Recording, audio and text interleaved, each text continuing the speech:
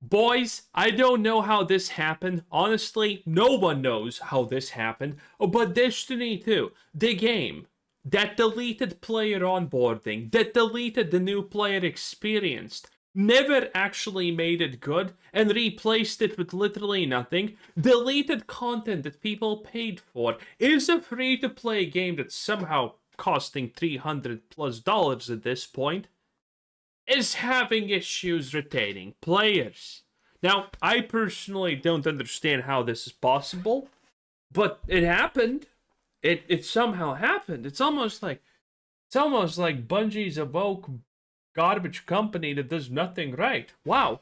Destiny's game director says they have a problem retaining players, so he's admitting what everybody already knew.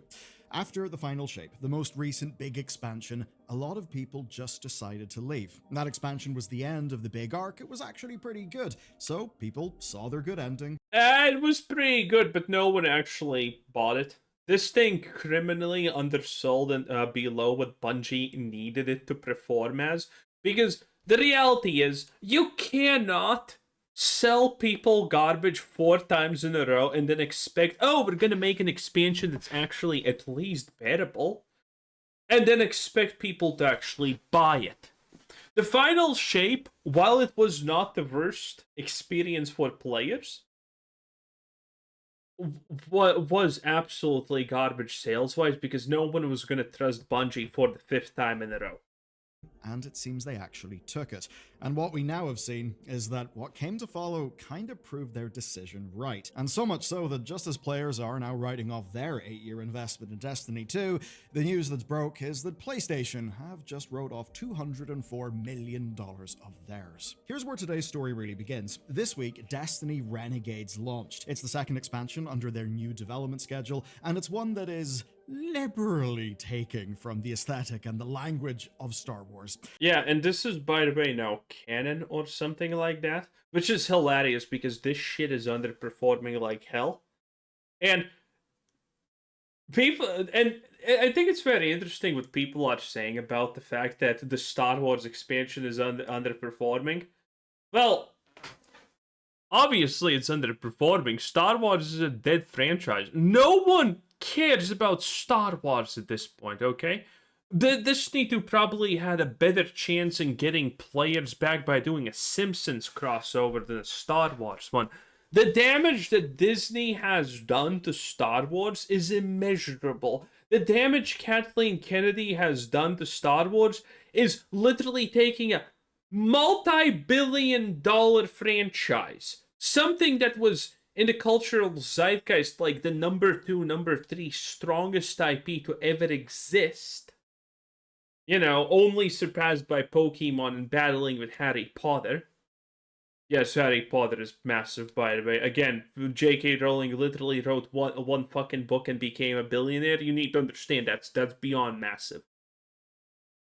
Yeah, and Kathleen Kennedy took that and made no one care. And made people hate the franchise. And then Destiny is like, oh, you know what? People don't like our woke garbage dumpster fire in Destiny. You know, maybe making the final villain of the final shape some kind of skinny dude with a unibrow who no one understands. Not exactly the greatest choice.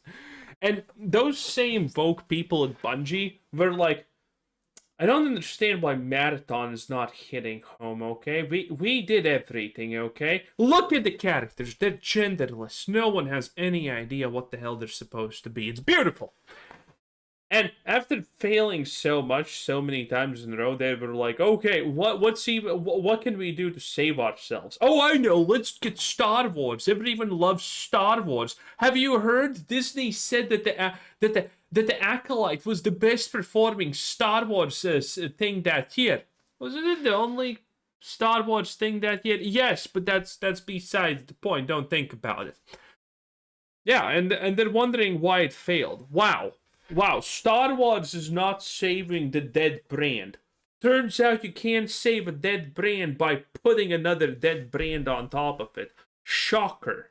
very much in the hopes of that being a good jumping on point for new players, which is exactly what both Destiny and Bungie desperately need. They need a win, because recently they've been taking nothing but losses. So Good. far, Renegades is not a loss. Now, it may have the lowest concurrent player count that a Destiny 2 expansion has ever had on Steam, and it may also have a mixed user review rating across the expansion and the main game, but hey, at least it's not negative. Sure. For games like this, that can actually be saying something.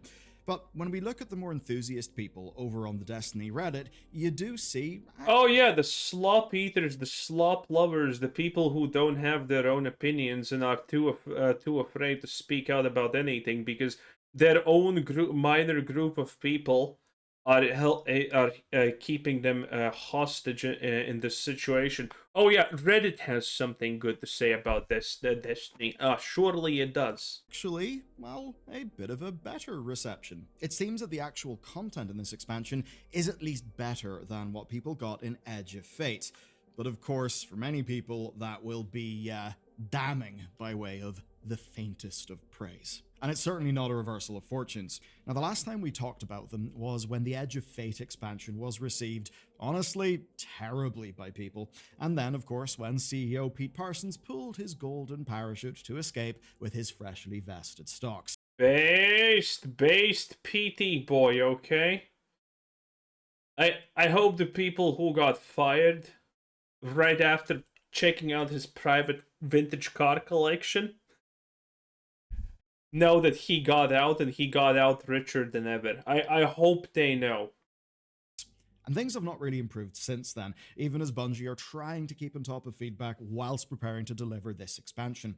And if you needed a sign of just how bad things are, part of their marketing strategy is, in fact, to just admit how bad things are. Look, if you don't want to code or you're not into games, skip this. That's actually if not, hilarious. then I have you on the spot. Speaking to IGN, Destiny 2 game director Tyson Green was blunt about the last 2 years of Destiny 2 and the hole that they're currently trying to dig their way out of, though I suppose I'd recommend they climb rather than dig. Anyway, he's had this role since February 2024, he's a 2-decade veteran of Bungie, and for many people none of that really matters, given how the company is building the game right now and how people actually feel about it. We're basically, between the layoffs and the final shape, actually feeling like a conclusion, a lot of people just decided it was the right time to leave.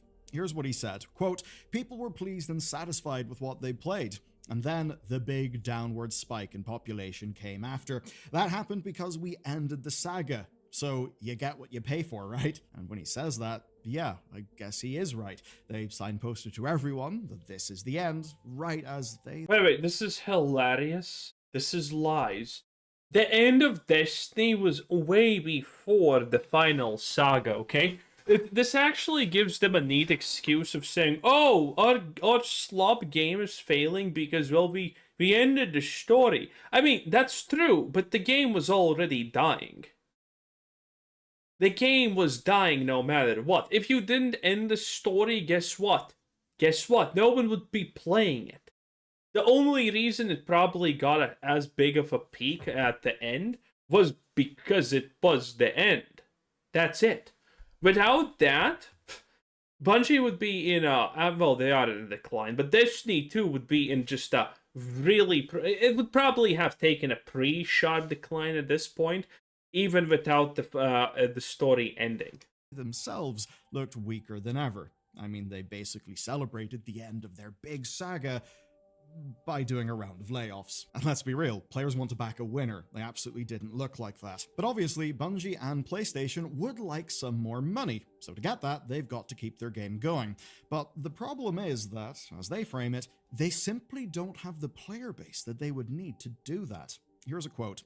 "Destiny has been on this steady hardening of the core audience. More and more core players are staying and playing the game, but relatively few new people come into the game." That makes sense. And 8 years in, they were hoping to make a clean break with the Edge of Fate expansion, letting them reset and relaunch. They basically had an idea to take their problem of a shrinking player base and essentially rework the game to solve that problem, which could sound good in theory, but in reality, it went terribly. And in Tyson Green's own words, the progression reworks and grand ideas simply, quote, didn't work. This was all quite bad. They ended up angering many of their remaining players, who, of course, as we've established, well, there wasn't really many of them to begin with, and then they had to fold those lessons into their next expansion, as they at the same time had to hotfix what they could to salvage the live game. And with the game being in such flux, they couldn't even tell players what the future would look like. And as Tyson Green frames it,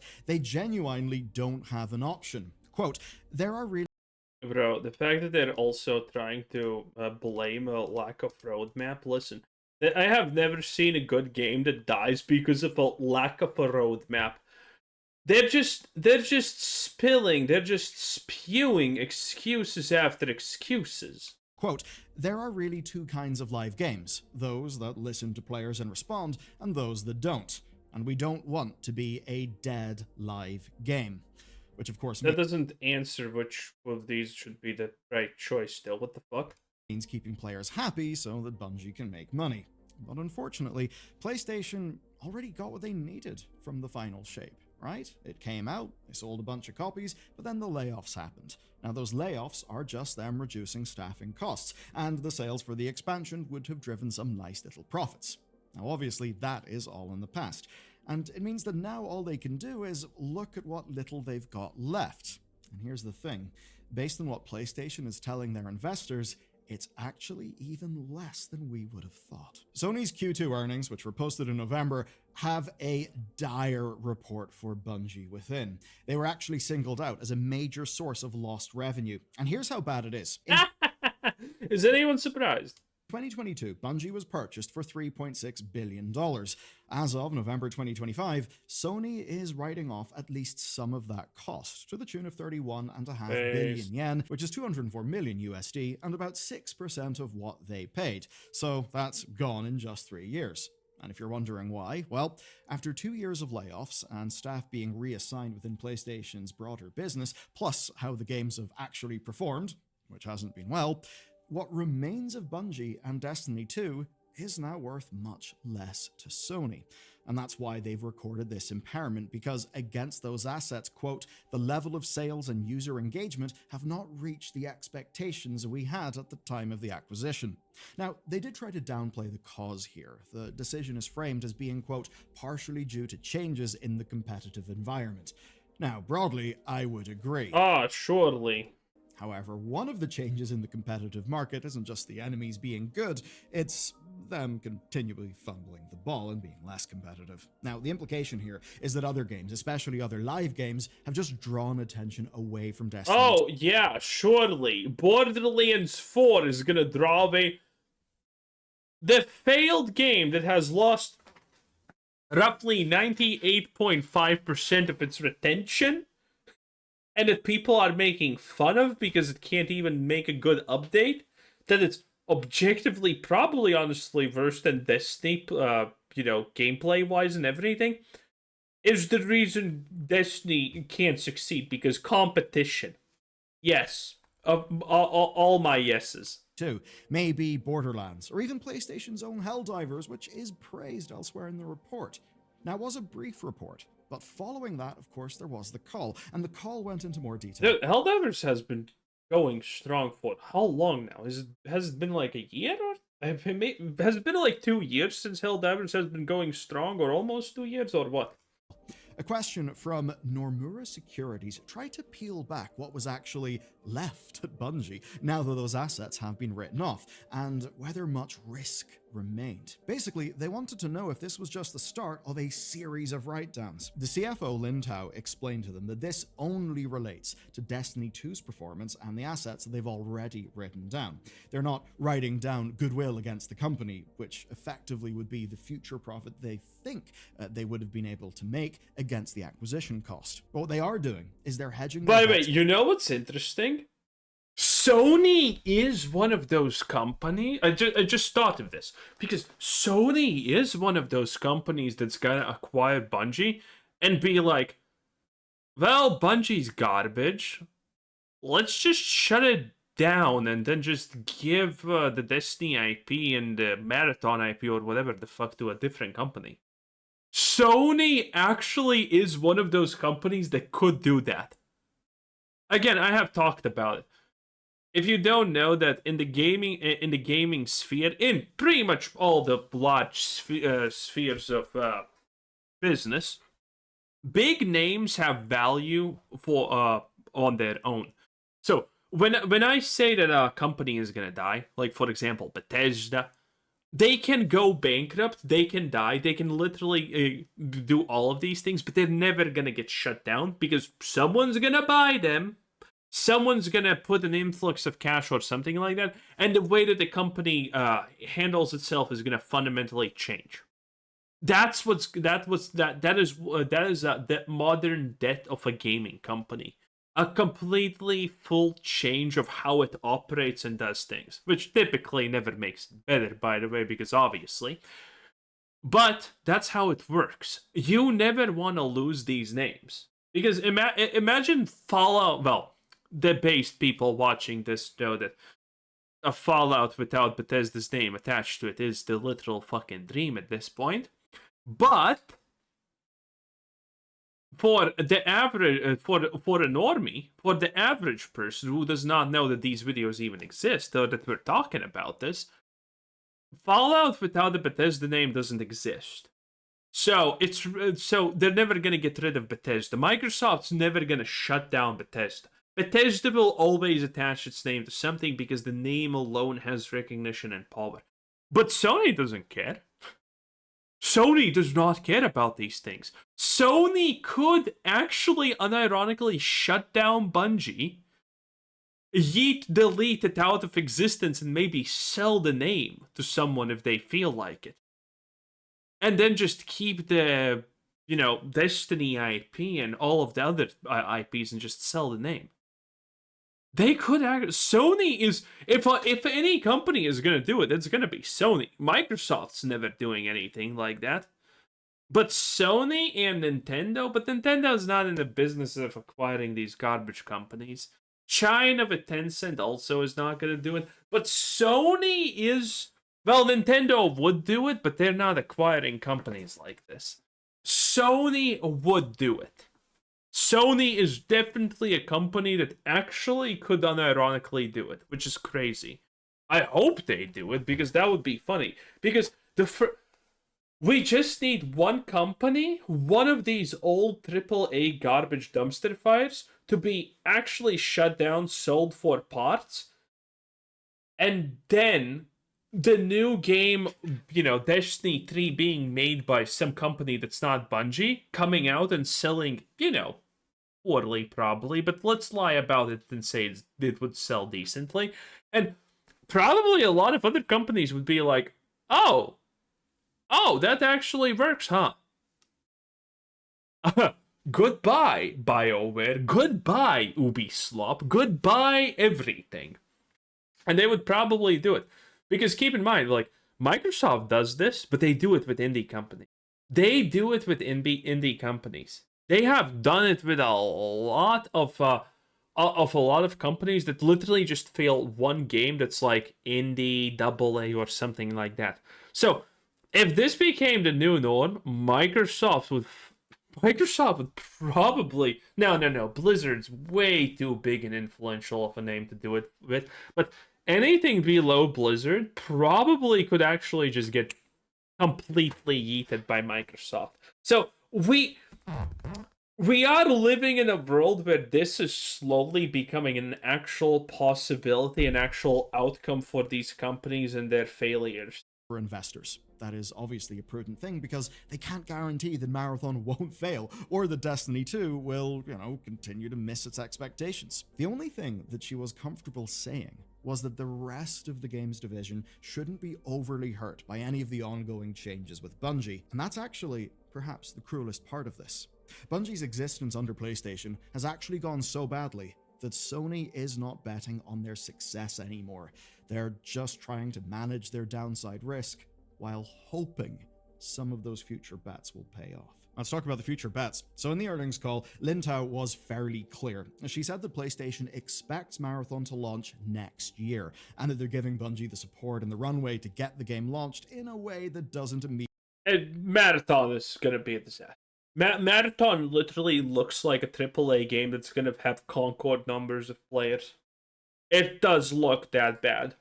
There is no, and I after all the negative publicity Marathon has received, I don't think there's a way to make it come back. Marathon is just something that's too boring even to shit on nowadays. That's how dead Marathon is. Immediately crash. They have, of course, learned a few lessons in that regard. And to help it not crash and burn, a new playtest has been announced for December, and that's only one. And by the way, we now live in a Arc Raiders world, and Marathon looks like we have Arc Raiders at home delivered by Make-A-Wish and built by fucking Temu Edition. Okay? It's really bad. Marathon looks like the the worst beta slop version of Arc Raiders that has ever existed.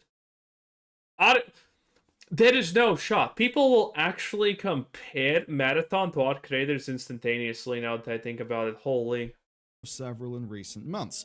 Tau also told investors that the October test had 80,000 participants with gameplay and retention as the main focus. Now, there was an NDA in this, but reports and a few leaks actually suggest those numbers came back positive, and there was a lot of requested features like proximity chat and missions being reworked, so effectively them actually responding to the alpha complaints. Of course, that being the alpha, that along with the art plagiarism stuff, basically led to them doing the big delay that they did. So, it is clear that Bungie are making this game with the same kind of player-driven focus that they're talking about with Destiny 2. Again, the rumored future, there's nothing there really now, is it? We know what Bungie is gonna do. They're maybe gonna launch some shitty Destiny thing, again, obviously, and then they're gonna make Marathon, and Marathon's gonna combust in on itself like a black hole. And, well, there is no future for Bungie. Again, if there's a company that gets shut down, it's very likely Bungie. Because Bungie is doing horrendously bad. Horrendously bad. In any case, that was Billiard News 10 out of 10. Bye!